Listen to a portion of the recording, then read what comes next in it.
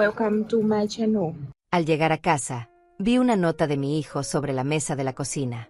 Ve a pasar el feriado en la finca vieja, mamá. Yo y mi esposa vamos a un resort de lujo en la playa. Eso decía. Así, sin más. Como si estuviera dándole órdenes a una empleada. Como si yo fuera un estorbo del que había que deshacerse por unos días para poder disfrutar en paz. Pero lo peor no fue la nota. Lo peor vino después, cuando fui hasta mi habitación y abrí la caja fuerte. Mis manos temblaban mientras marcaba la combinación, porque algo dentro de mí ya sabía lo que iba a encontrar. Y cuando la puerta se abrió, el vacío me golpeó como un puño en el estómago. Todo mi dinero había desaparecido. Cada billete que había ahorrado durante años. Cada centavo que guardaba para emergencias, para mi vejez, para sentirme segura. Desaparecido. Robado por mi propio hijo Diego y esa víbora de su esposa Luisa para irse de vacaciones a un resort de lujo. Cuando esos tortolitos regresaron de su viaje, bronceados y felices, había una sorpresa esperándolos en la puerta de la casa. Una sorpresa que jamás olvidarán. Policías, un abogado, y yo con todas las pruebas de su robo en la mano. Pero eso fue después. Primero déjenme contarles cómo llegué hasta ese punto. Mi nombre es Olivia Ortiz, tengo 68 años, y hoy voy a contarles la historia completa de cómo mi hijo me traicionó de la peor manera posible y cómo preparé mi venganza en silencio mientras ellos disfrutaban en la playa con mi dinero. Sé que muchos no entienden cómo una madre puede llegar a denunciar a su propio hijo. ¿Cómo puede romper ese lazo sagrado que se supone es inquebrantable? Pero cuando una es traicionada, robada, humillada y tratada como basura por la persona que crió con tanto sacrificio, ese lazo se pudre desde adentro. Y llega un momento en que o lo cortas tú, o te arrastra hasta destruirte por completo. Yo elegí cortarlo. Elegí salvarme. Y aunque el camino fue doloroso, aunque tuve que tragarme el orgullo y aceptar que mi propio hijo era un ladrón, hoy estoy aquí para decirles que fue la mejor decisión de mi vida. Pero volvamos al principio. A ese día maldito cuando todo explotó. Era un viernes por la tarde. Había salido a hacer unas compras al mercado, cosas básicas para la semana. Cuando regresé a casa, cargada con las bolsas, noté algo extraño. Un silencio demasiado pesado. Normalmente, aunque Diego y Luisa casi no me dirigían la palabra, siempre había ruido. La televisión encendida, música, conversaciones. Pero ese día, nada. La casa estaba vacía. Dejé las compras en la cocina y fue ahí donde vi la nota. Un papel común, con la letra descuidada de Diego. Ni siquiera se había molestado en decírmelo en persona. Simplemente dejó esa nota como si yo fuera una niña a quien se le dan instrucciones y ya. Ve a pasar el feriado en la finca vieja, mamá. La finca vieja. Así le decíamos a la pequeña propiedad en el campo que había pertenecido a mi madre. Un lugar humilde, sin lujos, a 2 horas de la ciudad. Diego sabía perfectamente que yo detestaba ir sola a ese lugar. Que me traía recuerdos dolorosos de cuando mi madre enfermó y tuve que cuidarla allí hasta sus últimos días. Pero a él no le importaba. A él solo le importaba deshacerse de mí para poder irse tranquilo con su esposa. Sentí la rabia subiéndome por la garganta, pero respiré hondo. Ya estaba acostumbrada al desprecio. A ser tratada como un mueble viejo en mi propia casa. Así que arrugué la nota, la tiré a la basura y decidí que iría a mi habitación a descansar un rato. Fue entonces cuando algo me hizo detenerme. Una corazonada. Un presentimiento horrible que me heló la sangre. Subí las escaleras casi corriendo y fui directo a mi habitación. Cerré la puerta con llave, aunque no había nadie más en la casa. Y caminé hacia el armario donde tenía escondida mi caja fuerte. No era gran cosa, una caja de seguridad mediana que había comprado años atrás, pero era mi seguridad. Ahí guardaba todo el dinero que había logrado ahorrar. Casi $15,000. Cada billete ganado con mi sudor, con años de trabajar limpiando casas ajenas, haciendo costuras, vendiendo comida los fines de semana. $15,000 que representaban mi única protección en este mundo. Marqué la combinación con dedos temblorosos. 6, 14, 28. La fecha de nacimiento de Diego. Qué irónica, ¿verdad? Protegí mis ahorros con la fecha del hombre que terminaría robándolos. La puerta se abrió con un clic suave. Y ahí estaba. El vacío absoluto. Ni un solo billete. Ni una moneda. Solo el forro de terciopelo rojo de la caja, burlándose de mí con su vacío obsceno. Mis piernas se doblaron y caí sentada en el suelo. No podía respirar. No podía pensar. Solo podía mirar ese espacio vacío y sentir cómo mi mundo se desmoronaba. Me habían robado. Mi propio hijo me había robado. Había entrado a mi habitación, había abierto mi caja fuerte y había vaciado hasta el último centavo para irse de vacaciones con su esposa. No lloré en ese momento. El shock era demasiado grande para las lágrimas. Solo me quedé ahí sentada en el piso de mi habitación, sosteniendo esa caja fuerte vacía, tratando de procesar la magnitud de la traición. ¿Cómo había abierto la caja? La respuesta era obvia y me dolió aún más. Yo, como la tonta que fui, le había dado la combinación hace años. Le dije que era por si algún día me pasaba algo, para que supiera dónde estaban mis ahorros. Para que pudiera usarlos en caso de emergencia. Jamás pensé que usaría esa información para robarme mientras estaba viva. Me levanté del piso con dificultad. Mis rodillas crujieron, mi espalda protestó, pero el dolor físico no era nada comparado con el desgarramiento que sentía en el pecho.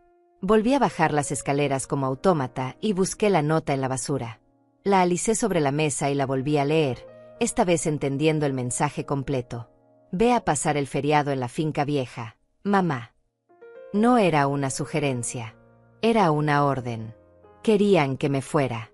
Necesitaban que estuviera lejos para poder disfrutar de su casa, de su espacio, de su vida, sin la presencia incómoda de la vieja estorbo.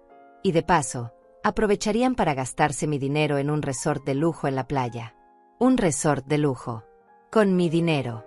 Mientras yo debería estar sola en esa finca vieja, probablemente sin calefacción decente, comiendo lo que hubiera, sintiéndome miserable y abandonada. Algo se rompió dentro de mí en ese momento. Algo que llevaba años agrietándose, soportando humillación tras humillación, falta de respeto tras falta de respeto. La paciencia infinita que había tenido con Diego, la comprensión, el perdón constante, todo eso se hizo pedazos como un cristal que finalmente recibe el golpe definitivo. Me senté en la mesa de la cocina y miré alrededor. Esta casa que era mía, que había comprado con el dinero del seguro de vida de mi difunto esposo. Esta casa donde los había recibido a ellos cuando Diego se casó con Luisa, porque no tenían donde vivir. Esta casa que mantuve, limpié, cuidé durante años mientras ellos vivían como reyes sin pagar un centavo de renta. Y así me pagaban. Robándome. Echándome. Tratándome como basura. No. Esta vez no. Esta vez no iba a tragarme el dolor y seguir adelante como si nada. Esta vez no iba a fingir que todo estaba bien cuando claramente todo estaba podrido hasta la raíz. Me quedé sentada en esa mesa de cocina durante horas, sintiendo como la rabia y el dolor se mezclaban dentro de mí formando algo nuevo. Algo frío y calculador que jamás había sentido antes. Porque verán, durante toda mi vida fui la mujer que aguantaba, que perdonaba, que se sacrificaba sin esperar nada a cambio. Fui la madre abnegada, la viuda fuerte, la abuela que algún día esperaba ser. Pero en ese momento, sentada frente a esa nota miserable y con mi caja fuerte vacía arriba, entendí algo fundamental. Entendí que toda esa bondad, todo ese sacrificio, toda esa paciencia infinita solo me había convertido en una víctima fácil para dos sanguijuelas que veían en mí nada más que una fuente de recursos a explotar. La tarde se convirtió en noche. Las sombras se alargaron en la cocina y yo seguía ahí, inmóvil, procesando, pensando, recordando cada señal que había ignorado, cada bandera roja que había decidido no ver porque era más cómodo creer que mi hijo aún me amaba, que aún le importaba aunque fuera un poco. Pero las señales siempre estuvieron ahí, claras como el agua. Recordé las veces que faltaba dinero de mi cartera y yo me convencía de que lo había gastado y olvidado. Las joyas de mi madre que misteriosamente desaparecieron y Diego juró no saber nada al respecto. Los extractos bancarios que empecé a notar con cargos extraños hace meses, pero que nunca investigué a fondo porque confiar en mi hijo era más fácil que enfrentar la verdad. La forma en que Luisa me miraba cuando creía que yo no la veía, con ese desprecio apenas disimulado, como si mi sola existencia le resultara ofensiva. Todo estaba ahí. Yo simplemente me había negado a verlo porque aceptar que tu propio hijo es capaz de robarte, de usarte, de despreciarte, es un dolor demasiado grande para procesarlo de golpe. Así que lo hacía de a poco. Un poquito cada vez. Una pequeña traición aquí, otra allá. Hasta que llega el momento en que la traición es tan grande, tan descarada, tan brutal, que ya no puedes ignorarla más. $15,000. Se llevaron $15,000. ¿Saben cuánto tiempo me tomó ahorrar esa cantidad? Años. Décadas incluso. Cada dólar guardado con sacrificio, negándome cosas básicas, usando ropa vieja, comiendo poco, caminando en lugar de tomar el autobús para ahorrar el pasaje. Cada billete representaba horas de trabajo agotador, de rodillas destrozadas limpiando pisos ajenos, de ojos cansados cosiendo hasta la madrugada, de madrugadas preparando comida para vender. Y ellos se lo llevaron todo en un segundo. Para irse a tomar piñas coladas en una playa mientras yo debería estar sola y abandonada en una finca destartalada. La humillación era casi peor que el robo en sí. La forma tan casual en que lo hicieron, tan confiados de que yo no haría nada, de que me tragaría esta como me había tragado todo lo demás. La arrogancia de dejar esa nota, ni siquiera teniendo el valor de decírmelo a la cara, simplemente dándome órdenes como si fuera su sirvienta. Cuando finalmente me levanté de esa silla, ya era de noche cerrada. Mis huesos crujieron, mi cuerpo protestó después de horas sin moverme, pero mi mente estaba cristalina, fría, determinada. No iba a ir a la finca vieja. No iba a obedecer esa orden como una perra obediente. No iba a quedarme callada y esperar a que regresaran de sus vacaciones de lujo para seguir siendo su cajero automático personal. Esta vez iba a hacer algo diferente. Esta vez iba a protegerme. Y si eso significaba convertirme en alguien que nunca pensé que sería, que así fuera. Subí de nuevo a mi habitación y saqué una maleta vieja del armario. Pero no para ir a la finca. Empecé a meter cosas importantes. Documentos, fotografías, algunas joyas que aún me quedaban, ropa suficiente para varios días. No sabía exactamente qué iba a hacer, pero sabía que necesitaba salir de esa casa antes de hacer algo de lo que pudiera arrepentirme. Mientras empacaba, mi mente trabajaba a toda velocidad. Necesitaba ayuda. Necesitaba a alguien en quien pudiera confiar, alguien que no fuera parte de esta familia podrida. Y solo había una persona que encajaba en esa descripción. Amela. Amelia era mi vecina de toda la vida. Nos conocíamos desde que ambas éramos jóvenes madres, luchando por salir adelante. Ella enviudó unos años después que yo, y a través de las décadas nos habíamos convertido en algo más que vecinas. Éramos hermanas de vida, confidentes, el apoyo mutuo que necesitábamos en este mundo cruel. Pero incluso a Amelia le había ocultado la verdadera dimensión de lo mal que estaban las cosas en mi casa. Por orgullo, por vergüenza, por esa necesidad tonta de mantener las apariencias y pretender que todo estaba bien cuando claramente no lo estaba. Ya no más. El orgullo es un lujo que no podía permitirme. Terminé de empacar lo esencial, cerré la maleta y salí de mi habitación. Bajé las escaleras por última vez esa noche, apagué las luces y salí de la casa sin mirar atrás. Crucé el pequeño jardín que separaba nuestras propiedades y toqué a la puerta de Amelia. Ella abrió en camisón, con el cabello recogido en una trenza despeinada y los lentes de lectura colgando de una cadena en su cuello. Su expresión de sorpresa rápidamente se transformó en preocupación cuando vio mi cara y la maleta en mi mano. Olivia, ¿qué pasó? ¿Estás bien? No respondí. Simplemente entré a su casa cuando ella se hizo a un lado, dejé caer la maleta en el suelo de su sala y por fin, me permití llorar. Las lágrimas vinieron como una tormenta que había estado conteniendo durante horas. Sollozos profundos que sacudían todo mi cuerpo, años de dolor acumulados saliendo de golpe. Amelia me abrazó sin decir nada, dejándome desahogar, acariciando mi espalda como solo una verdadera amiga sabe hacer. Cuando finalmente pude hablar, le conté todo. Cada detalle. La nota, el dinero robado, los años de abuso silencioso que había soportado, las señales que había ignorado. Hablé durante horas mientras Amelia escuchaba con una expresión cada vez más horrorizada. Ese malnacido, murmuró ella cuando terminé. Ese desgraciado hijo tuyo y esa víbora de su mujer. Oír a alguien más validar mi dolor, confirmar que no estaba exagerando, que tenía todo el derecho de estar furiosa, fue liberador de una manera que no puede explicar. Durante tanto tiempo me había convencido a mí misma de que quizás era yo el problema, que quizás era demasiado sensible, demasiado exigente, demasiado vieja y obsoleta para entender a las nuevas generaciones. Pero no. El problema no era yo. Eran ellos.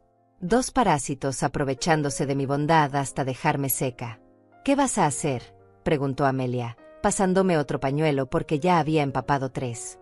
No lo sé, admití. Por eso vine aquí. Necesito pensar con claridad y en esa casa solo puedo pensar en... No terminé la frase, pero Amelia entendió. En esa casa solo podía pensar en la traición, en el vacío de esa caja fuerte, en la arrogancia de esa nota. Te quedas aquí el tiempo que necesites, dijo ella con firmeza. Y mañana en la mañana, cuando hayamos dormido y tengamos la cabeza más clara, vamos a decidir qué hacer. Porque esto no se va a quedar así, Olivia. No voy a permitir que ese par de ladrones se salgan con la suya. Me quedé en casa de Amelia esa noche, durmiendo en su cuarto de huéspedes, aunque dormir es un decir generoso. Pasé la mayor parte de la noche mirando el techo, dándole vueltas y vueltas a todo en mi cabeza. A la mañana siguiente desperté con los ojos hinchados y un dolor de cabeza terrible, pero también con algo que no había sentido en años. Claridad. Por primera vez en mucho tiempo, veía mi situación exactamente como era, sin los filtros del amor maternal, sin las excusas que siempre inventaba para justificar el comportamiento de Diego, sin la negación que me había mantenido atrapada en ese ciclo de abuso. Amelia ya estaba despierta cuando bajé a la cocina. Había preparado café fuerte y pan tostado, y me recibió con un abrazo silencioso que me dio fuerzas para enfrentar el día. Necesitamos hacer un plan, dijo ella mientras me servía café. Porque intuyo que esto del dinero robado no es lo único que está pasando. Y tenía razón. Mientras desayunábamos, empecé a recordar y a conectar todos los puntos que había ignorado durante meses, quizás años. Las conversaciones que se cortaban abruptamente cuando yo entraba a una habitación. Las miradas cómplices entre Diego y Luisa que nunca entendí.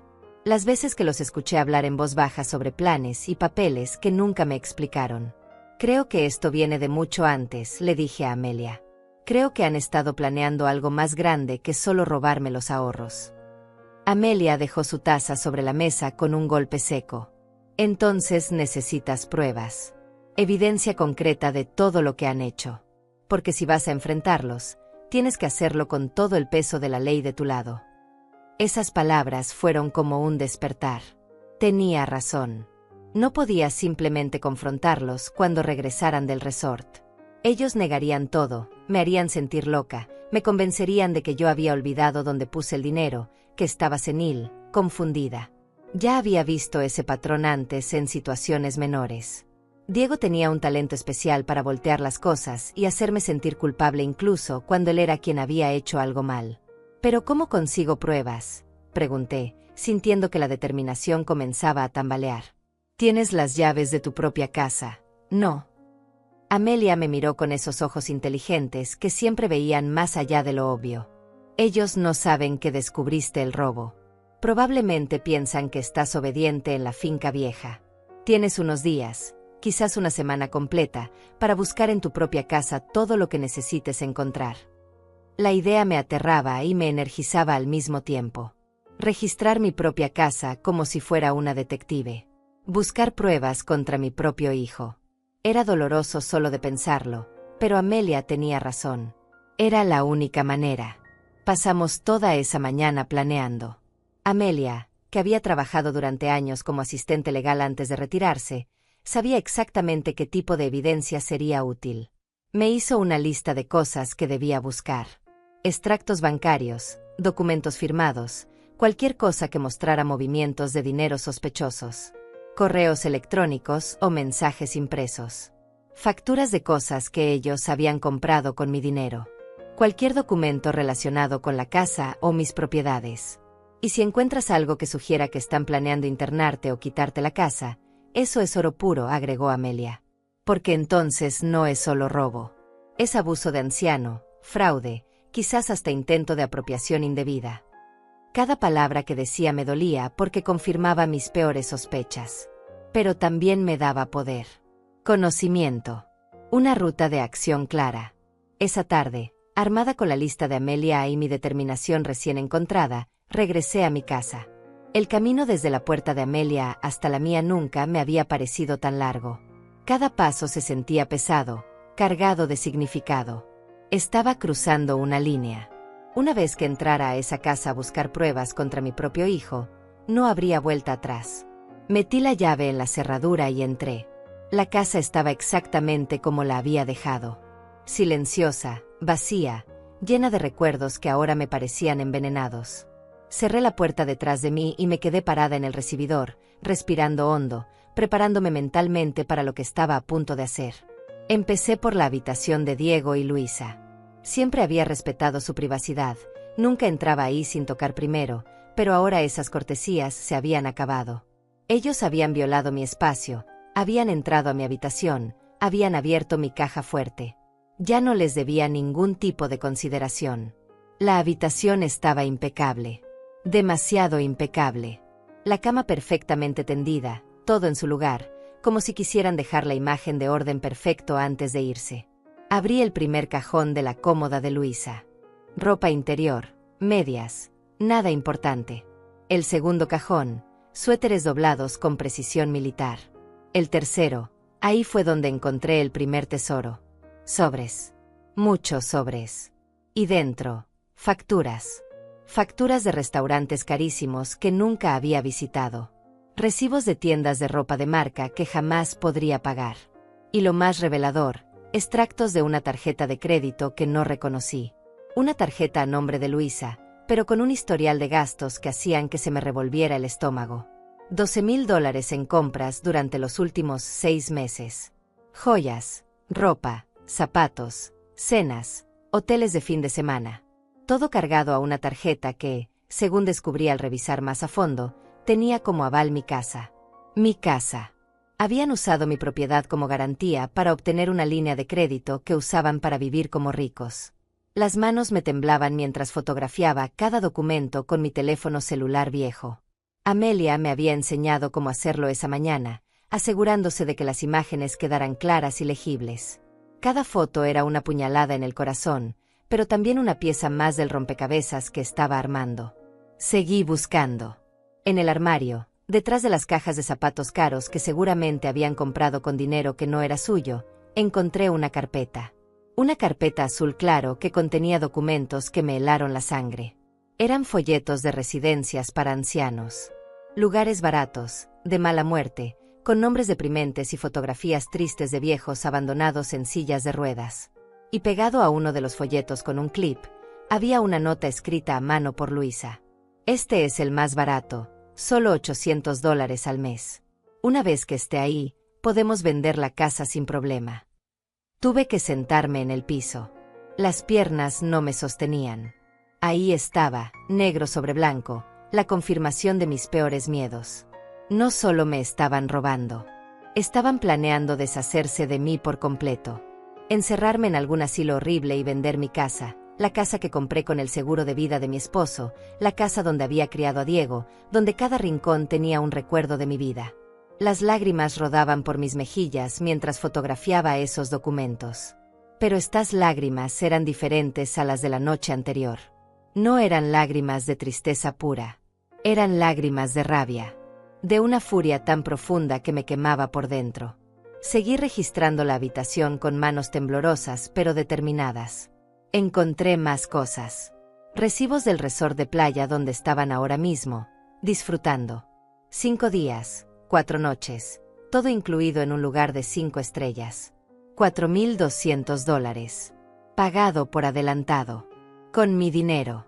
En el cajón de la mesita de noche de Diego encontré algo aún peor. Su chequera personal. La abrí y revisé los talones de los cheques ya usados. Y ahí estaba, negro sobre blanco, la evidencia de más robos. Cheques hechos a su nombre, con cantidades que coincidían exactamente con retiros misteriosos que había notado en mi cuenta bancaria meses atrás. Había sido él. Durante meses, quizás más de un año, Diego había estado haciendo cheques a su nombre desde mi cuenta. Pequeñas cantidades al principio, 200 aquí, 300 allá. Nada tan grande como para que yo lo notara inmediatamente, pero suficiente como para que, sumado, representara miles de dólares robados. Mi propio hijo. El niño que cargué en mi vientre. El bebé que amamanté. El niño que consolé en sus pesadillas. El adolescente cuyos estudios pagué trabajando doble turno. Ese mismo ser humano me había estado robando sistemáticamente, viéndome a los ojos cada día, sabiendo perfectamente lo que estaba haciendo. Fotografié cada cheque, cada recibo, cada documento comprometedor. Mis dedos se movían con precisión mecánica mientras mi cerebro procesaba la magnitud de la traición. Cuando terminé con la habitación de ellos, tenía más de 70 fotografías en mi teléfono. 70 pruebas de robo, fraude y conspiración contra mí. Pero no había terminado. Amelia me había dicho que buscara en todas partes, y eso iba a hacer. Bajé a la sala y me dirigí al pequeño estudio donde Diego supuestamente trabajaba desde casa. Nunca me había permitido entrar ahí. Decía que necesitaba su privacidad, su espacio sagrado para concentrarse. Qué irónico que usara esa excusa cuando él no respetaba ninguno de mis espacios.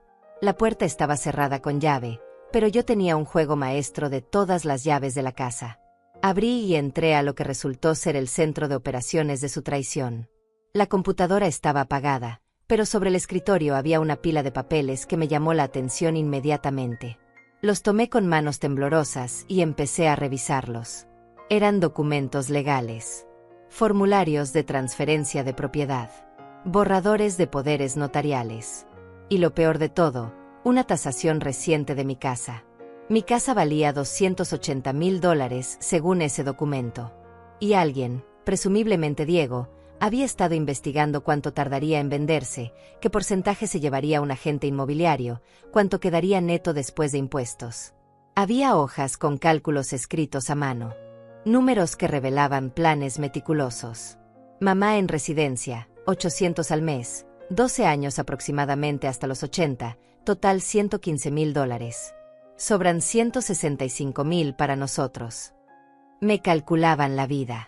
Le ponían precio a cuánto tiempo viviría y cuánto les costaría mantenerme encerrada en un asilo mientras ellos disfrutaban del dinero de mi casa. 12 años. Me daban 12 años más de vida, como si fueran generosos al considerarlo. El dolor en mi pecho era físico.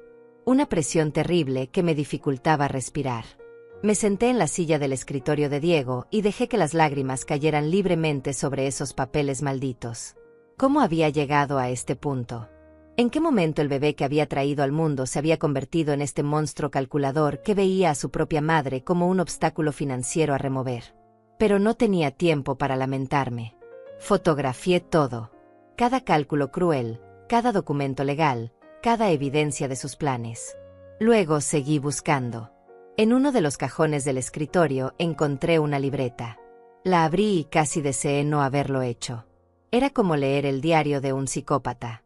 Páginas y páginas de notas sobre mí, sobre mis rutinas, mis horarios, mis contactos, sobre mi salud, anotaciones de cada vez que mencionaba algún dolor o molestia, y comentarios al margen que me helaron el alma. Mamá olvidó dónde puso las llaves otra vez. Podemos usar eso. Se quejó de mareos esta mañana. Buena señal de deterioro. Amelia vino a visitarla.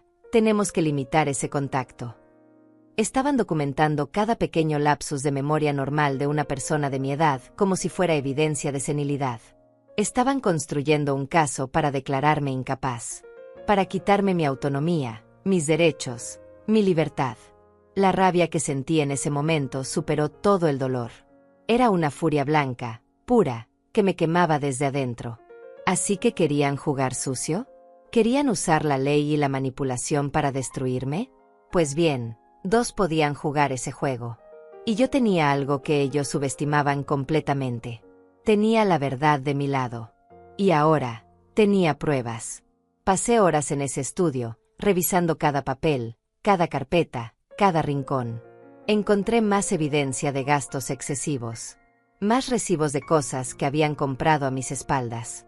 Incluso encontré mensajes impresos entre Diego y Luisa, conversaciones donde hablaban de mí con un desprecio que me partió el alma. Tu madre es tan ingenua, ni siquiera revisa los extractos bancarios. Es increíble lo fácil que es manipularla.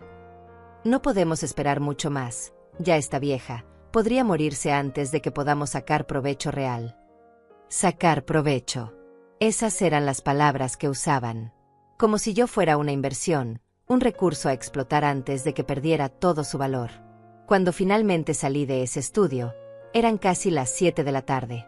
Había pasado todo el día en mi propia casa, sintiéndome como una intrusa, descubriendo horrores que nunca imaginé posibles. Mi teléfono estaba lleno de fotografías.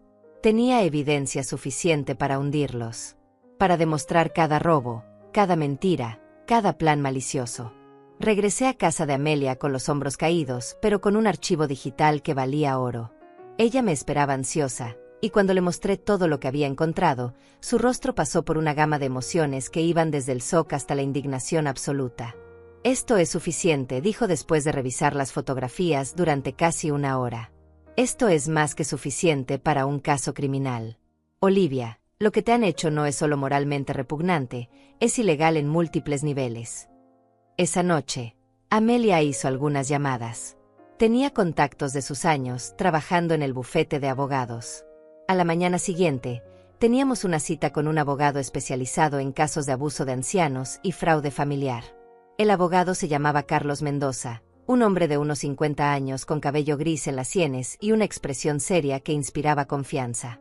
Nos recibió en su oficina un martes por la mañana, y durante 3 horas le mostré todo. Cada fotografía, cada documento, cada evidencia del robo sistemático y los planes de mis propios familiares contra mí. Carlos Mendoza no mostraba muchas emociones mientras revisaba el material, pero cuando terminamos, se recostó en su silla y soltó un suspiro largo. «Señora Ortiz», dijo finalmente, «en mis 25 años ejerciendo, he visto muchos casos de abuso familiar. Pero este es particularmente cruel. Y particularmente sólido desde el punto de vista legal».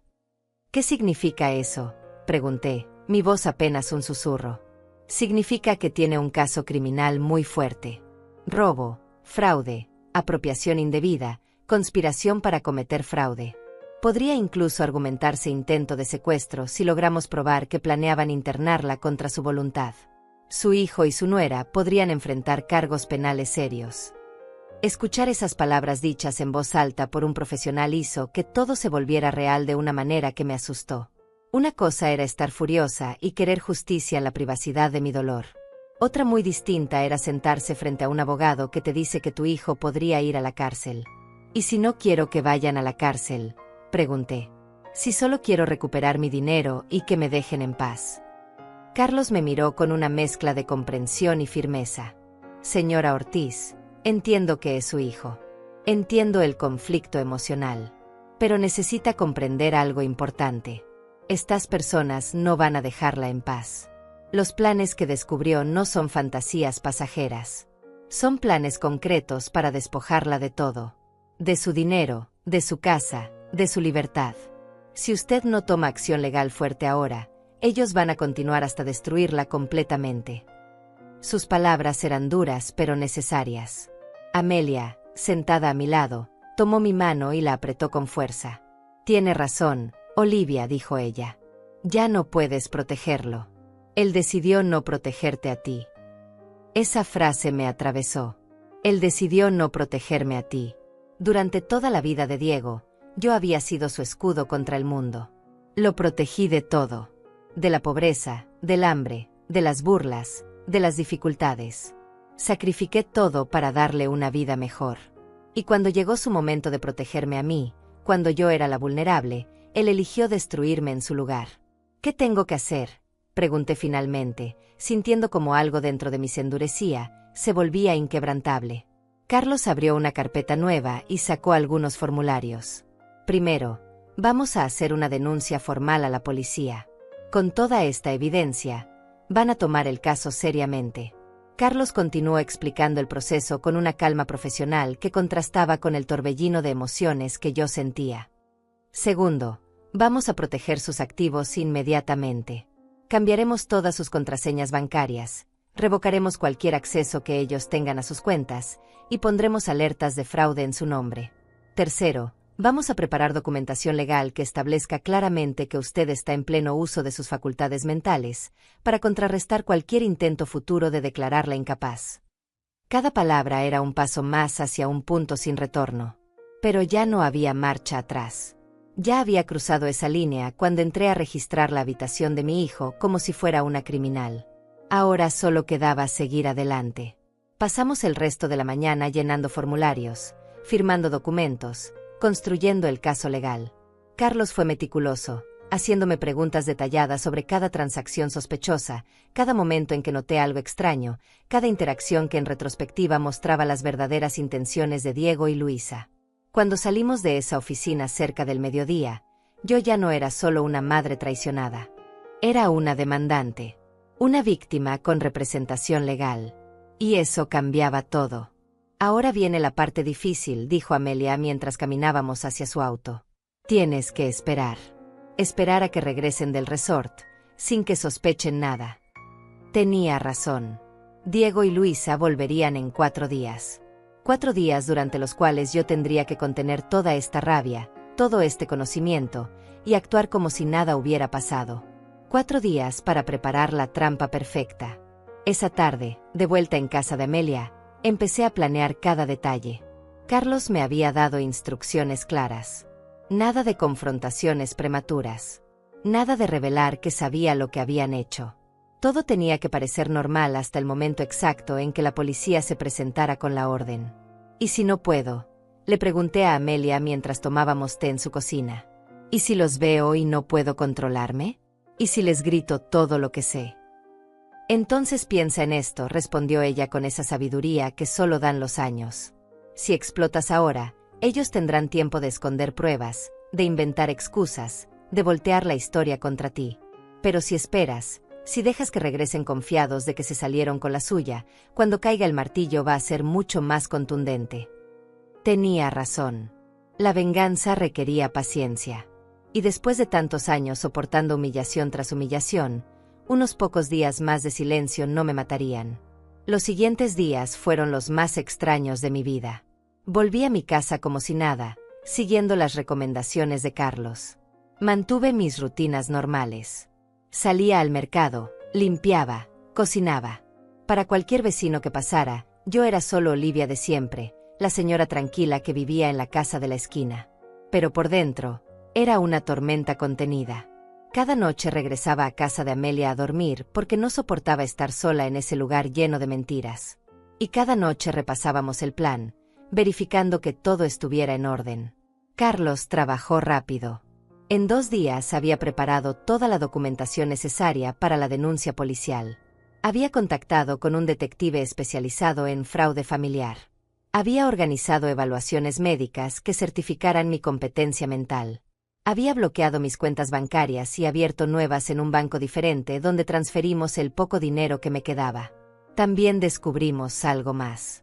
Revisando mis extractos bancarios de los últimos 2 años con lupa, Carlos encontró retiros y transferencias sospechosas que sumaban mucho más que los $15,000 que robaron del cofre. En total, Diego y Luisa me habían robado cerca de $35,000 durante los últimos 18 meses. $35,000. Casi todo lo que había ahorrado durante mi vida adulta entera. Se lo habían llevado poco a poco, pensando que yo era demasiado tonta o demasiado vieja para darme cuenta. El jueves por la noche, un día antes de que Diego y Luisa regresaran, recibí una llamada de Carlos. Todo está listo, señora Ortiz. Mañana por la tarde, cuando ellos lleguen a la casa, habrá 2 oficiales de policía y yo esperándolos. Tenemos la orden judicial, tenemos la documentación completa del caso. Lo único que necesito de usted es que esté ahí. ¿Tengo que estar ahí?, pregunté, sintiendo que el estómago se me revolvía. Es su derecho. Y francamente, es importante. Ellos necesitan ver que usted no está siendo manipulada, que esto es su decisión, que usted está en control. En control. Qué concepto tan extraño después de tantos años, sintiéndome completamente sin control sobre mi propia vida. Esa última noche antes del día D, como Amelia lo llamaba, apenas pude dormir. Me quedé despierta mirando el techo, pensando en todo lo que había pasado para llegar hasta este punto. Pensando en el Diego niño que corría hacia mí con los brazos abiertos cuando lo recogía del colegio. En el Diego adolescente que me abrazaba y me decía que era la mejor mamá del mundo. En el Diego adulto que me miraba con desprecio y me robaba mientras dormía. ¿En qué momento se había roto? ¿En qué momento mi hijo se había convertido en este extraño cruel que veía en mí solo una fuente de recursos a explotar? No tenía respuestas. Solo tenía dolor y una determinación férrea de no dejarme destruir. El viernes amaneció gris y frío. Amelia me preparó un desayuno que apenas pude tocar. Mis manos temblaban mientras intentaba llevarme la taza de café a los labios. Va a estar bien, me decía Amelia una y otra vez. Van a recibir lo que merecen. A las 2 de la tarde, Carlos llegó a casa de Amelia para recogerme. Veníamos en su auto. 2 patrullas nos seguirían discretamente. El plan era simple. Yo esperaría en mi casa con Carlos y los oficiales. Cuando Diego y Luisa llegaran, los oficiales se identificarían y procederían con la denuncia formal y el interrogatorio. El camino a mi casa fue corto, pero se sintió eterno. Cada calle familiar, cada árbol que había visto miles de veces, parecía diferente ahora. Como si estuviera viendo mi vida desde afuera, como si fuera otra persona viviendo esta pesadilla. Entramos a la casa a las 3. Los 2 oficiales, un hombre mayor de expresión seria llamado Alejandro y una mujer joven pero de mirada dura, se presentaron formalmente y revisaron el perímetro. Carlos repasó conmigo una última vez lo que iba a pasar. Cuando lleguen, déjeme hablar a mí primero, dijo. Los oficiales les informarán sobre la denuncia. Probablemente van a negar todo, van a intentar manipular la situación. No se deje provocar. Manténgase firme.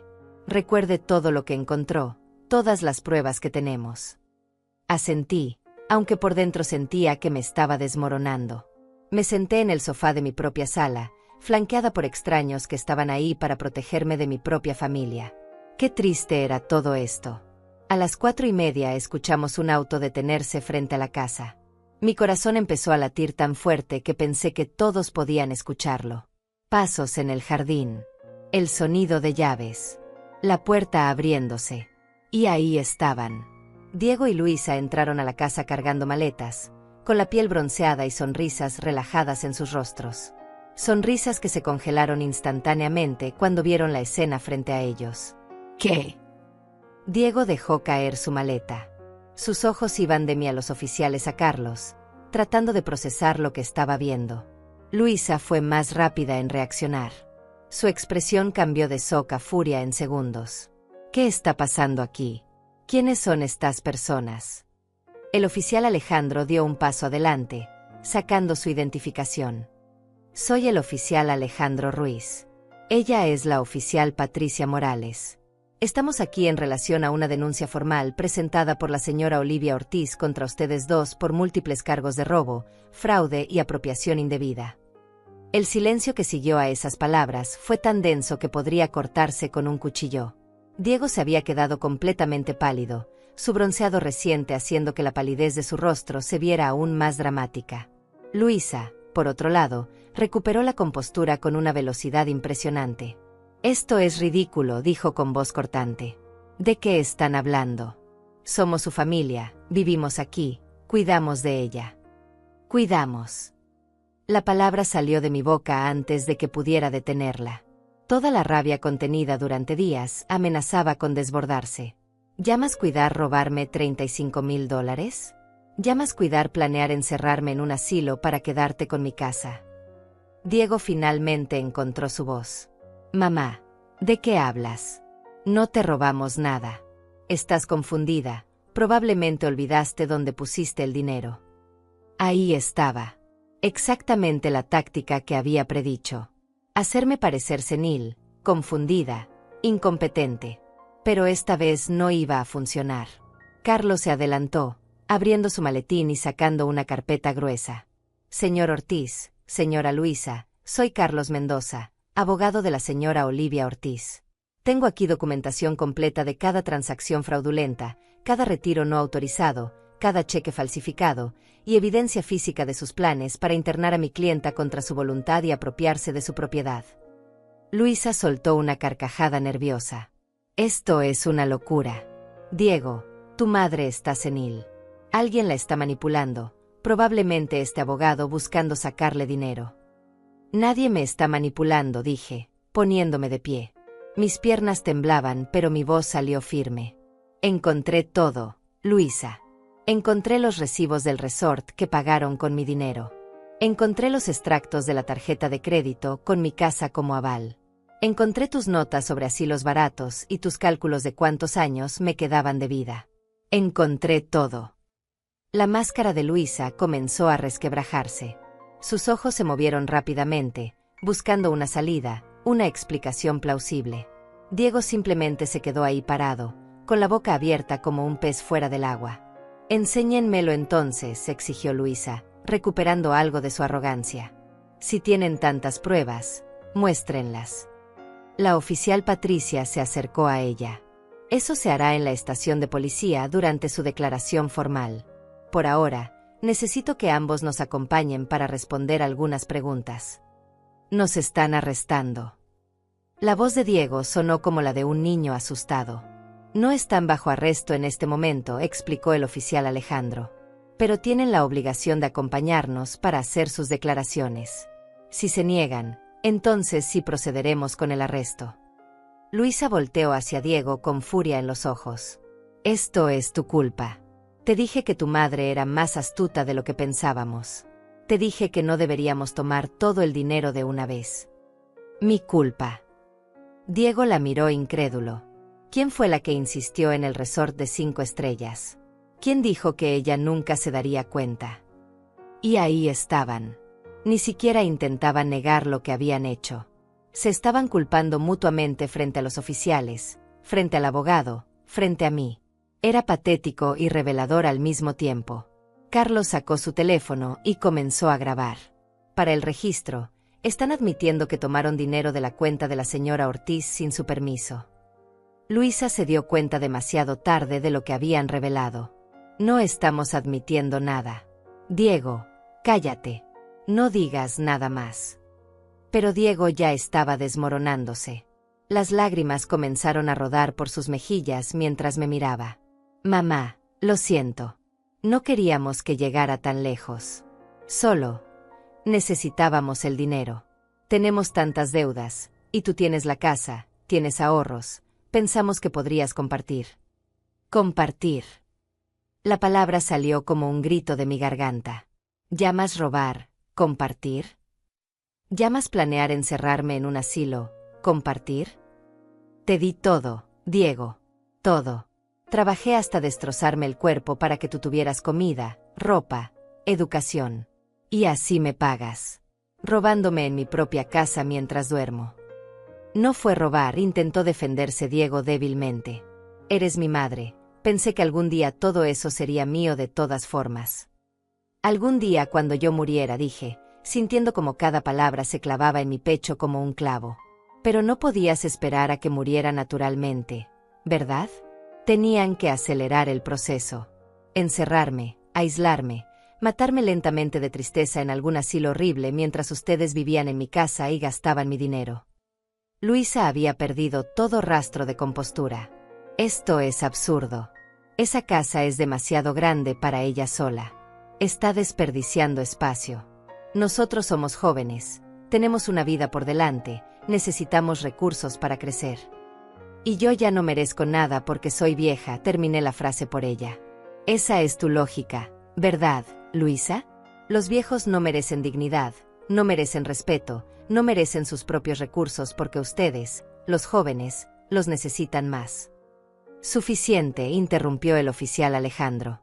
«Señor Ortiz, señora Luisa, tienen que acompañarnos ahora. Pueden llamar a un abogado desde la estación». Diego dio un paso hacia mí, extendiendo las manos en súplica. «Mamá, por favor, no hagas esto. Soy tu hijo. Podemos arreglarlo, te devolveremos el dinero, lo prometo». «¿Con qué dinero?», pregunté amargamente. Según los recibos que encontré, se gastaron $4,200 solo en el resort. Tienen deudas de $12,000 en tarjetas de crédito. No tienen nada para devolverme porque se gastaron todo viviendo por encima de sus posibilidades mientras me robaban. Luisa soltó una maldición y se dirigió hacia la puerta. «No voy a seguir escuchando esto. Diego, vámonos». «No pueden irse», dijo la oficial Patricia, bloqueándole el paso. «Como dije, pueden venir voluntariamente o bajo arresto. Ustedes eligen». La tensión en la habitación era insoportable. Diego lloraba abiertamente ahora, un espectáculo patético de un hombre de 35 años que finalmente enfrentaba las consecuencias de sus acciones. Luisa estaba furiosa, con el rostro rojo y los puños apretados, pero atrapada sin salida. «Está bien», dijo finalmente Diego con voz quebrada. Iremos. Pero mamá, por favor, piénsalo bien. Una vez que hagamos esto oficial, no hay vuelta atrás. Nuestra relación quedará destruida para siempre. Nuestra relación quedó destruida el día que decidiste que robarme era aceptable, respondí con una calma que no sabía que poseía. El día que planificaste encerrarme en un asilo como si fuera basura de la que hay que deshacerse. Tú destruiste esta relación, Diego. No yo. Los oficiales escoltaron a Diego y Luisa fuera de la casa. Los vi subir a la patrulla, Diego todavía llorando, Luisa con la mandíbula apretada y odio puro en los ojos. Mientras el auto de policía se alejaba, sentí que mis piernas finalmente cedían. Carlos me sostuvo del brazo y me ayudó a sentarme de nuevo en el sofá. Lo hizo muy bien, señora Ortiz. Sé que fue difícil, pero lo hizo perfecto. Sus admisiones fueron grabadas. Todo está documentado. ¿Y ahora qué pasa?, pregunté, sintiendo de repente un cansancio abrumador. Ahora van a ser interrogados formalmente. Con toda la evidencia que tenemos y sus propias admisiones, lo más probable es que el fiscal presente cargos criminales. Podrían enfrentar entre 2 y 5 años de prisión por fraude y robo agravado, más las restituciones que tendrán que pagarle. 5 años. Mi hijo podría pasar 5 años en prisión por lo que me hizo. Debería sentir satisfacción, justicia, pero lo único que sentía era un vacío profundo. ¿Se arrepiente?, preguntó Carlos suavemente, leyendo mi expresión. No, respondí después de un momento. No me arrepiento de denunciarlos. Me arrepiento de que fuera necesario. Me arrepiento de haber criado a un hijo capaz de esto. Pero no me arrepiento de protegerme. Carlos asintió con comprensión. Es una distinción importante. Y para el registro, hizo lo correcto. Si no hubiera actuado, ellos habrían continuado hasta dejarla sin nada. Los días que siguieron fueron un borrón de declaraciones policiales, reuniones con Carlos y evaluaciones médicas. El fiscal asignado al caso, un hombre eficiente llamado José Ramírez, revisó toda la evidencia y confirmó lo que Carlos había predicho. Los cargos serían múltiples y serios. Robo agravado, fraude, apropiación indebida, falsificación de documentos y abuso financiero de un adulto mayor. Cada cargo llevaba su propia sentencia potencial. Mientras tanto, Diego y Luisa quedaron en libertad bajo fianza, pero con una orden de restricción que les prohibía acercarse a mí o a mi propiedad. Tuvieron que buscar dónde quedarse, probablemente con algún familiar de Luisa, porque ya no tenían acceso a mi casa. La noticia se esparció por el vecindario como pólvora. Los vecinos que me conocían desde hacía décadas no podían creer lo que había pasado. Algunos venían a visitarme con expresiones de lástima que me irritaban profundamente. No quería lástima. Otros, como Amelia, me mostraban un respeto renovado, una admiración por haber tenido el coraje de defender mis derechos incluso contra mi propia sangre. Pero no todo era apoyo. Algunas personas, especialmente las más tradicionales, me criticaban abiertamente. ¿Cómo puede una madre hacer eso a su hijo? La familia es sagrada, deberías perdonar. Los está destruyendo por dinero, ¡qué vergüenza! Cada comentario era una puñalada, pero ya había aprendido a endurecer mi corazón. Esas personas no sabían nada de lo que había vivido. No sabían lo que era descubrir que tu propio hijo te había estado robando sistemáticamente.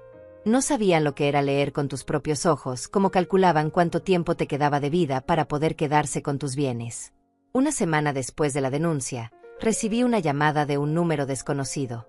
Dudé antes de contestar, pero algo me hizo responder. Mamá. Era Diego. Su voz sonaba ronca, destrozada. No deberías estar llamándome, dije inmediatamente. Hay una orden de restricción. Lo sé, pero necesito hablar contigo. Por favor. Solo 5 minutos. Debí colgar. Era lo correcto, lo legal. Pero una parte de mí, esa parte maternal que nunca muere completamente sin importar cuánto te hieran, necesitaba escuchar qué tenía que decir. 5 minutos, accedí. Mamá, lo siento mucho. Sé que no es suficiente, sé que no arregla nada, pero necesitaba que lo supieras. Me odio por lo que te hice. No sé en qué me convertí. Luisa y yo nos hundimos en deudas, y en lugar de ser honestos contigo, en lugar de pedirte ayuda, decidimos tomar lo que queríamos. Fue cobarde y cruel y lo siento. Esperé que continuara, sin decir nada.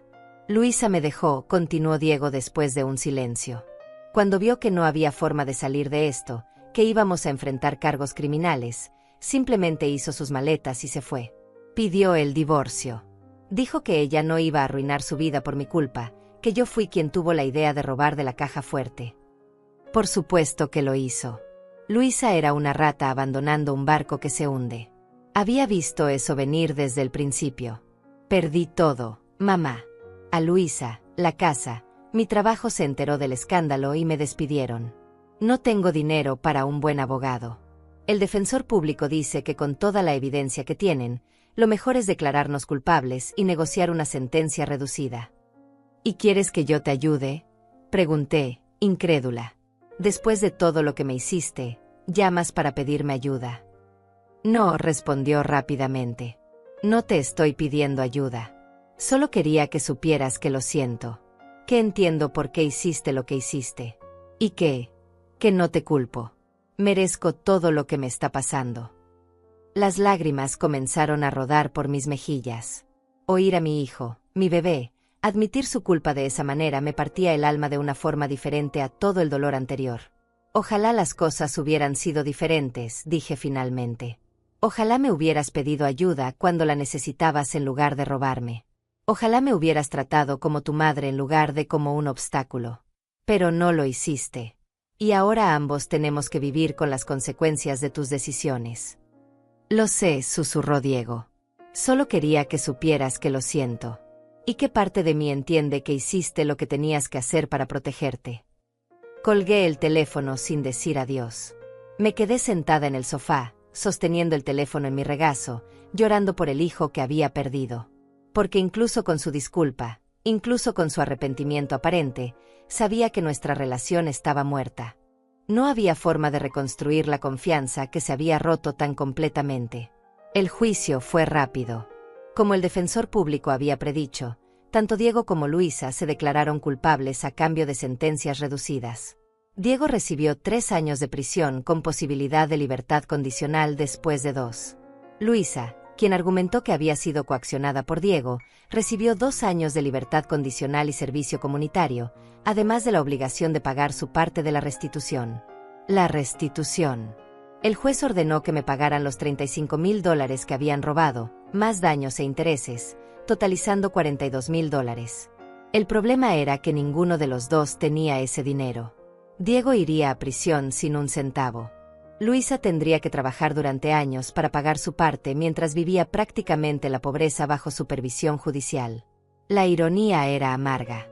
Habían destruido sus vidas intentando robar mi dinero, y al final no solo no se quedaron con nada, sino que quedaron endeudados y destruidos. No fui al juicio el día de la sentencia. No podía. No podía ver a mi hijo parado frente a un juez, siendo sentenciado a prisión. Carlos me representó y me mantuvo informada de todo. Cuando me llamó para darme la noticia de las sentencias, me encontró llorando en casa de Amelia. ¿Se arrepiente de haberlo denunciado?, preguntó Amelia, abrazándome. No, respondí entre sollozos. Me arrepiento de que fuera necesario. Me arrepiento de haber criado a alguien capaz de hacerme lo que me hizo. Pero no me arrepiento de haberme protegido. Si no lo hubiera denunciado, ahora estaría encerrada en algún asilo horrible mientras ellos vivían en mi casa. Al menos así recuperé mi vida, mi dignidad, mi libertad. Y era verdad. Porque mientras Diego enfrentaba su sentencia y Luisa lidiaba con las consecuencias de sus acciones, yo estaba reconstruyendo mi vida. Carlos me había ayudado a asegurar todas mis finanzas. Cambié todos los códigos, todas las contraseñas, reorganicé mis cuentas bancarias de manera que nadie más que yo tuviera acceso. También tomé una decisión importante. No quería seguir viviendo en esa casa. Cada rincón me recordaba la traición, el dolor, los años de abuso silencioso que había soportado. Necesitaba un nuevo comienzo. Le conté mi decisión a Amelia una tarde mientras tomábamos café en su jardín. Quiero vender la casa, dije. Quiero empezar de nuevo en algún lugar donde nadie me conozca, donde no tenga que ver las miradas de lástima o juicio de los vecinos. Donde pueda ser solo Olivia, no la señora que denunció a su hijo. Amelia me miró con tristeza pero comprensión. Te voy a extrañar terriblemente, pero entiendo. Después de todo lo que pasaste, mereces paz. ¿Tienes idea de dónde quieres ir? La costa, respondí, sorprendiéndome a mí misma con la claridad de mi decisión. Siempre quise vivir cerca del mar. Toda mi vida trabajé y me sacrifiqué por otros. Ahora quiero hacer algo solo por mí. Algo que me haga feliz. Esa misma semana contacté a un agente inmobiliario. Le expliqué que necesitaba vender rápido. La casa estaba en buen estado, en una zona deseable. Él me aseguró que no sería problema encontrar compradores. Tenía razón. En menos de 3 semanas tuve una oferta sólida. Una familia joven con 2 niños que veían en la casa el hogar perfecto para criar a sus hijos. La ironía no se me escapó. Otra familia llena de esperanza y amor ocuparía el espacio donde mi propia familia se había podrido desde adentro. La venta de la casa se procesó con una rapidez sorprendente. En 6 semanas había cerrado el trato por $280,000. Después de pagar la comisión del agente, los impuestos y algunos gastos de cierre, me quedaron $255,000 limpios. Más dinero del que había tenido en toda mi vida. Dinero que era completamente mío, protegido en cuentas que solo yo podía tocar. Mientras esperaba que se completara el papeleo de la venta, empecé a empacar. Fue un proceso doloroso y liberador al mismo tiempo. Cada objeto que guardaba en una caja traía recuerdos. Algunos buenos, la mayoría ahora envenenados por la traición. Las fotos de Diego niño me hacían llorar. Ese bebé sonriente que sostenía en brazos no tenía nada que ver con el hombre que me había robado. ¿Dónde se había torcido todo? ¿En qué momento perdí al hijo que amaba y gané a un extraño capaz de destruirme? Doné la mayoría de los muebles. No quería cargar con cosas que me recordaran ese lugar. Empaqué solo lo esencial. Ropa, algunos objetos personales de valor sentimental, las joyas de mi madre que afortunadamente Diego y Luisa no habían logrado vender, documentos importantes, y fotografías de épocas más felices. Amelia me ayudó durante todo el proceso. Lloramos juntas mientras empacábamos, recordando décadas de amistad, de vivir una al lado de la otra, de ser el apoyo mutuo en los momentos difíciles. No es un adiós permanente, le prometí. Vas a venir a visitarme a la costa. Pasaremos días en la playa, tomaremos vino al atardecer, seremos 2 viejas escandalosas disfrutando de la vida. Ella se rió entre lágrimas.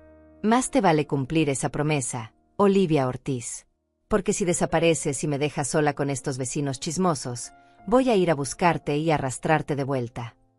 Mientras empacaba, también recibí noticias sobre Diego y Luisa. A través de Carlos me enteré de que Luisa efectivamente había pedido el divorcio y estaba viviendo con sus padres, trabajando en 2 empleos para empezar a pagar la restitución ordenada por el juez. Su vida de lujos había terminado abruptamente. Ahora era solo otra persona luchando por llegar a fin de mes, cargando con el peso de sus crímenes. Diego estaba en prisión. No había ido a visitarlo, ni planeaba hacerlo.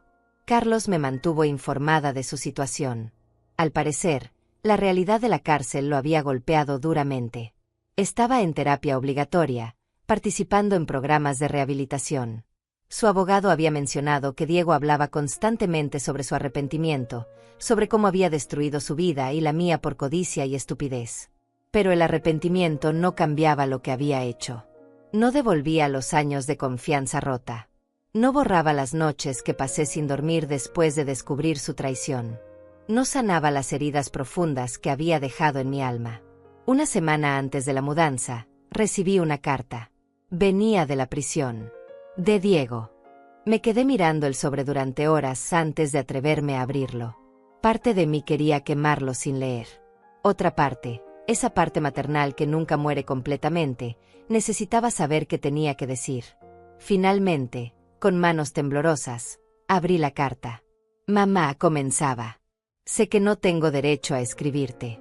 Sé que probablemente ni siquiera leas esto. Pero necesito intentarlo. Necesito que sepas algunas cosas. Primero, te pido perdón.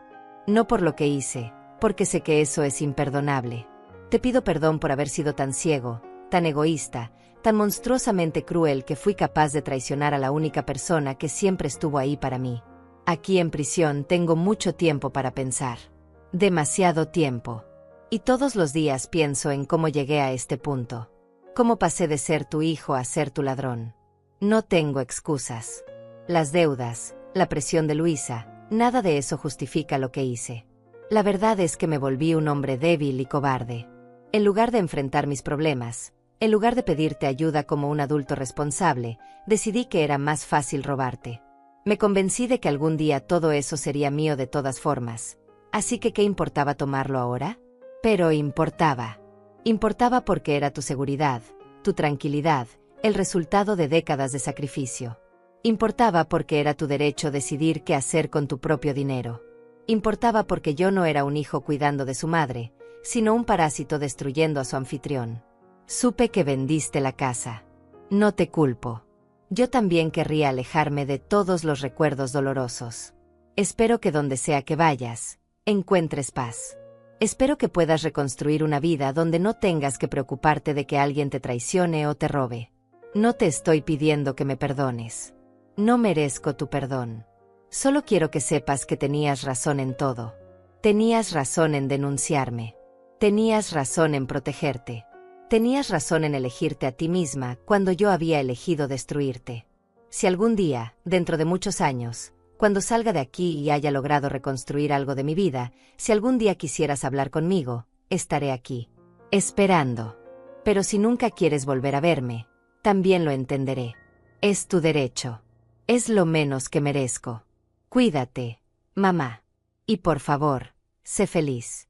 Después de una vida entera de cuidar a otros, especialmente a un hijo ingrato como yo, mereces cada momento de felicidad que puedas encontrar. Con todo el arrepentimiento del mundo, Diego. Terminé de leer la carta con lágrimas corriendo por mi rostro. No eran lágrimas de perdón o reconciliación. Eran lágrimas por lo que pudo haber sido y nunca sería. Por la relación madre-hijo que había muerto el día que él decidió que robarme era aceptable. Doblé la carta cuidadosamente y la guardé en una caja con otras cosas de Diego que no podía tirar pero tampoco quería ver regularmente. Algún día, quizás en años, podría releerla.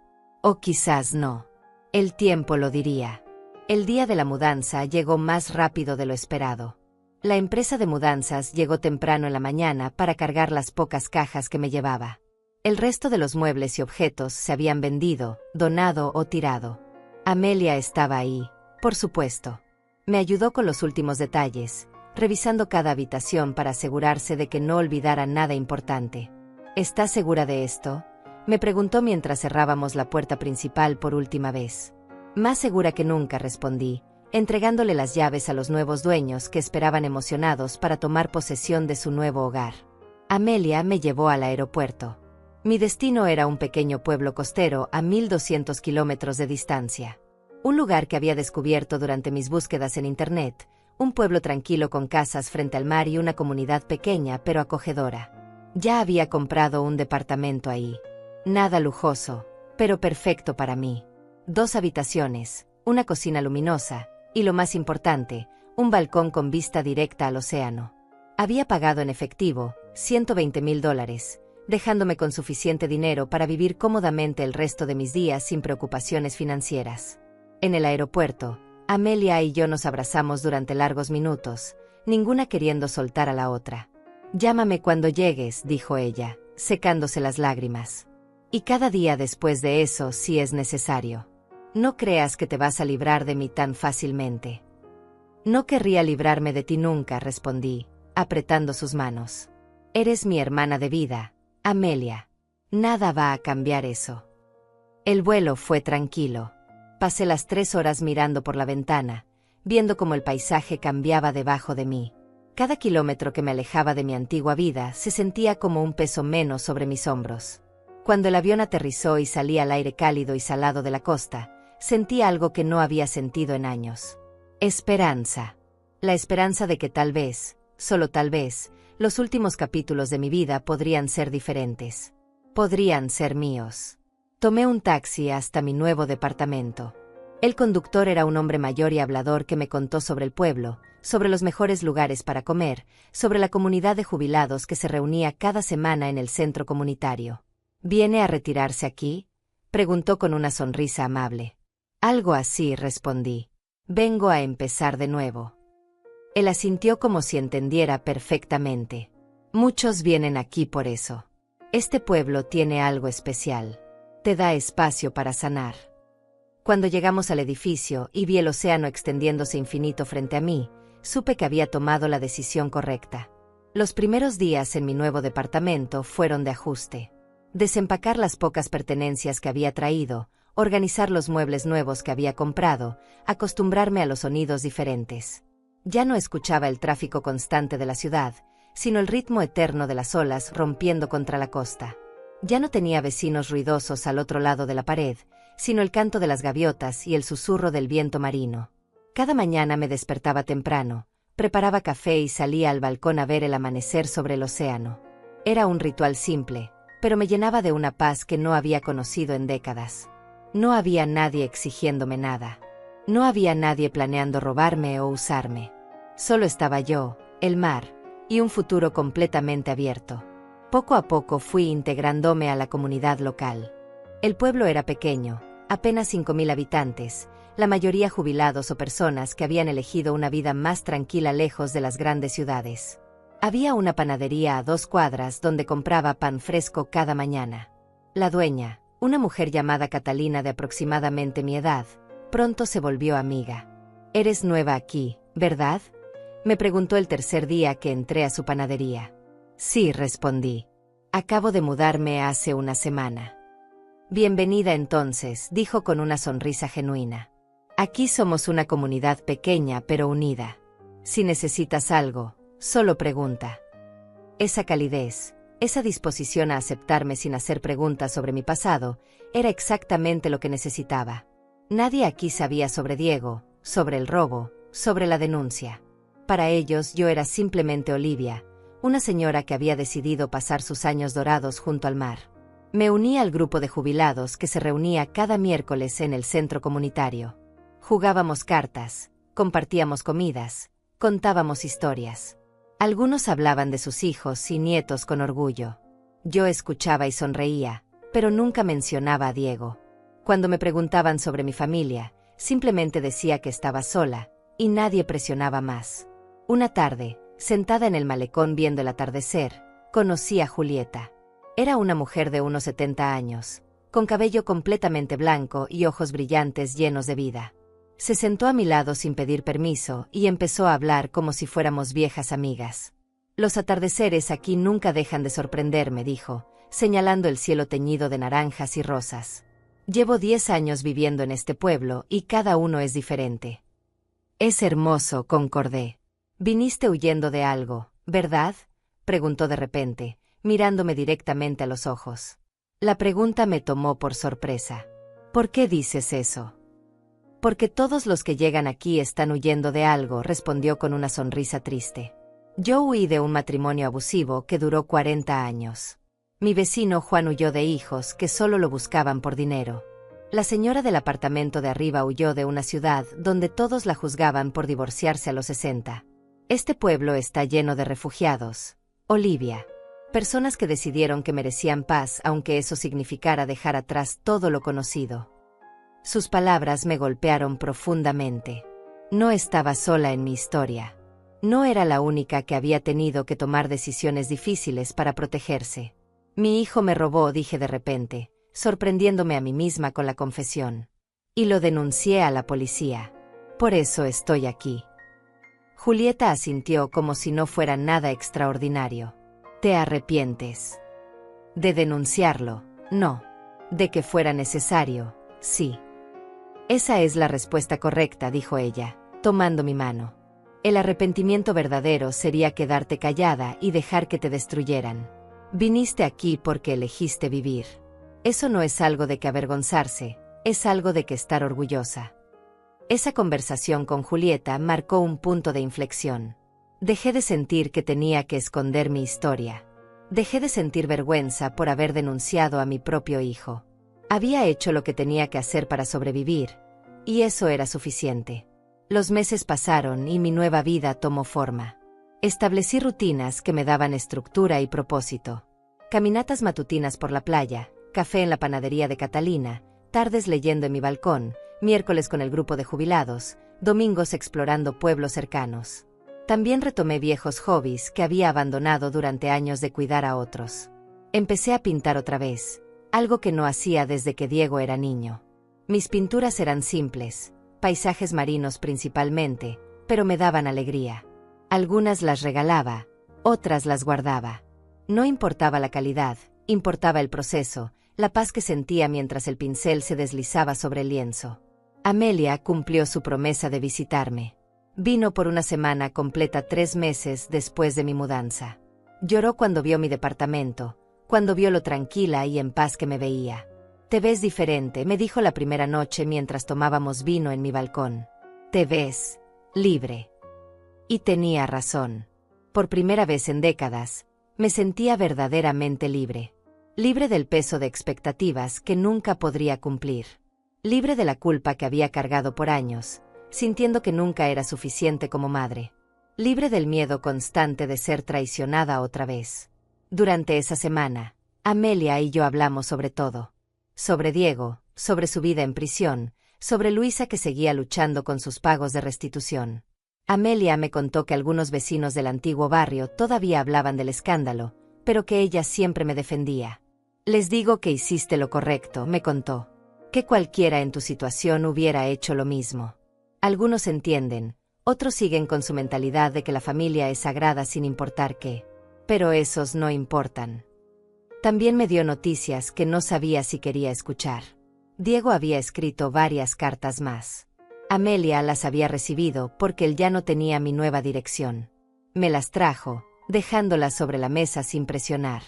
«No tienes que leerlas», dijo. «Pero están ahí si algún día quieres». No las leí durante esa semana, ni durante el mes siguiente, pero estaban ahí, en un cajón de mi habitación, esperando el momento en que estuviera lista. Si es que alguna vez lo estaba. Un año después de mi mudanza, recibí una notificación legal.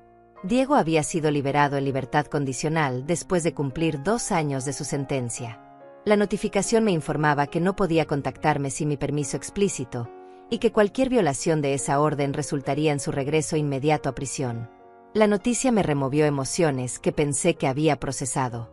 Saber que Diego estaba libre, caminando por las mismas calles donde alguna vez vivimos juntos, me llenaba de una ansiedad que no sabía cómo manejar. Hablé con Julieta sobre eso una tarde mientras caminábamos por la playa. «¿Tienes miedo de que venga a buscarte?», preguntó. «No exactamente miedo», respondí, tratando de encontrar las palabras correctas. «Más bien, no sé cómo sentirme. Parte de mí, esa parte que nunca deja de ser madre, se pregunta cómo está, si está bien, si tiene dónde vivir. Otra parte está furiosa de que mi primer pensamiento sea preocuparme por él después de todo lo que me hizo». «Ambas partes pueden existir al mismo tiempo», dijo Julieta sabiamente. «Puedes preocuparte por su bienestar y al mismo tiempo mantener tus límites. Una cosa no cancela la otra». Tenía razón, como siempre. Porque esa era la complejidad de todo esto. Diego seguía siendo mi hijo. Eso no cambiaba por mucho que hubiera roto mi confianza. Pero ya no era mi responsabilidad salvarlo o protegerlo de las consecuencias de sus acciones. Esa era la diferencia fundamental que había aprendido. 2 años después de mudarme, estaba completamente establecida en mi nueva vida. Tenía amigas cercanas, rutinas que amaba, un hogar que era verdaderamente mío.